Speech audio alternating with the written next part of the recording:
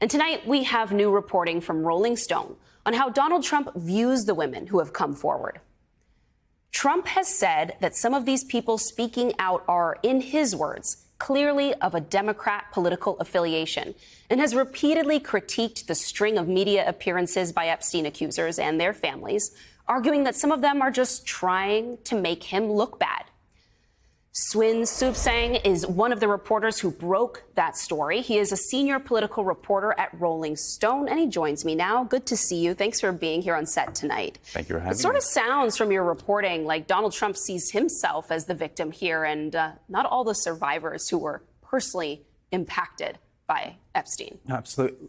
And that is par for the course for this president. Whatever is going on the political or personal landscape, he always values casting himself as the victim, as the besieged one, even in a situation as black and white as this, when it's pretty clear who the survivors are and who the victims and alleged victims and the accusers are, for something especially so heinous as what we've come to know with regards to the Jeffrey Epstein saga.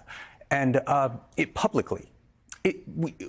of the things that got us onto reporting this out is that public-facing, Trump is often very garrulous in how he insults his enemies, big and small, who come after him or who, if he feels like they're coming after him, especially when he's sitting as leader of the free world. There is no low level to punch down that is too low for him. But for some reason, he was conspicuously silent about these families and these individual accusers. So we set out to figure out, okay, with our sources in and out of the administration, what is he saying privately?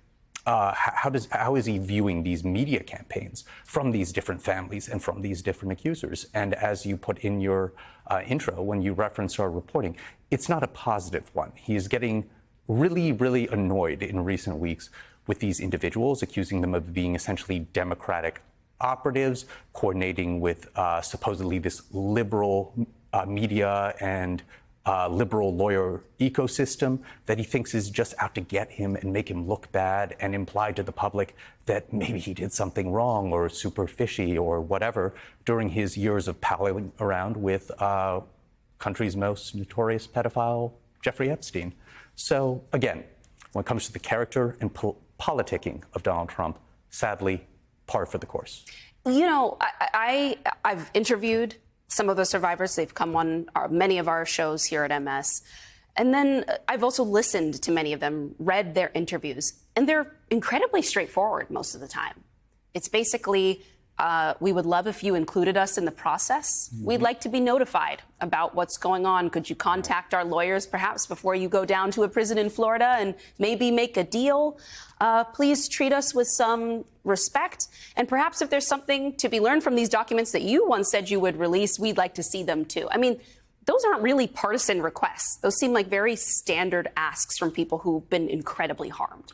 Right. And for a president of the United States who is as obsessed with so-called public relations as this one, you think that he and his administration would put better care in terms of even private or gentle communications with these families and their attorneys and these survivors and these accusers. As far as we can tell, they are mostly keeping them at arm's length. There is obviously a ton of secrecy within the past month plus with this shambolic blowback and handling within the administration of the whole Epstein saga. And instead of focusing on, as you were pointing out, trying to approach these very straightforward, very understanding, very human stories with any modicum of care, of course, this president and this administration are instead leaning into things like trying to wield the nation's intelligence and vast federal law enforcement apparatus to try to change the subject to maybe we should think about putting Barack Obama or James Comey in jail for a completely made-up scandal that Donald Trump would much rather talk about than the Epstein saga. Do you think some of what we're seeing happen in D.C. right now is a part of that distraction effort?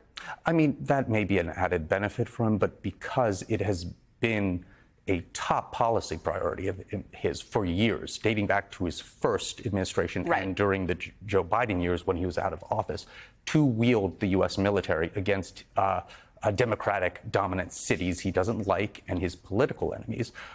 Maybe it's distracting or turning some of the media focus away from the Epstein stuff somewhat.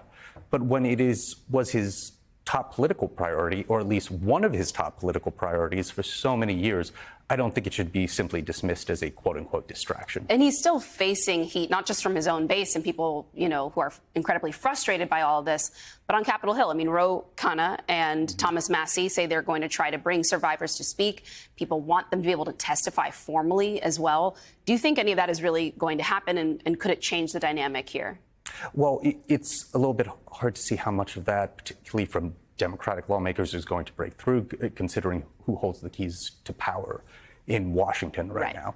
Having said that, when it comes to the casual cruelty of the Trump administration, when you're looking at their authoritarian power grabs in D.C., Los Angeles, et cetera, and how they're handling the Epstein saga and the ongoing whatever is in the files, a form of a cover-up of some kind, it's almost kind of different tunes in the same song.